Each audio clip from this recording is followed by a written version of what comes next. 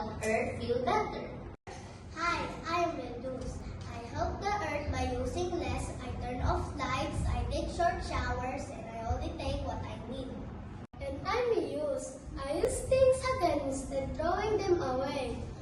Old jars, boxes, clothes, they still have to use. And I'm recycle. I help turn trash into new things, paper, bottles, and cans go into the recycling bin, not the trash. Wow, I didn't know I was hurting the earth. I want to help now. What should I do?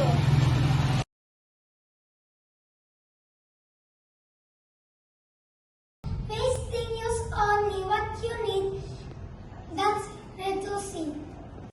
Next, found a new ways to found new things that's reusing. Always sort your waste of paper, plastic, and cans can be recycled. Today, I will contribute the earth by using these 3 R's. I will show you how by collecting 3 cans, 2 bottles, and 50 kilograms of paper bags in a day. I noticed if when I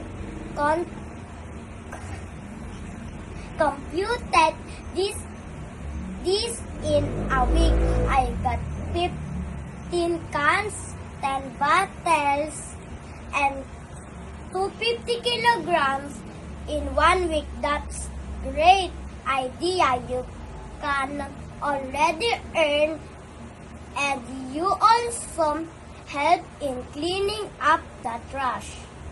From that day on, the Earth was happier, cleaner, because everyone worked together.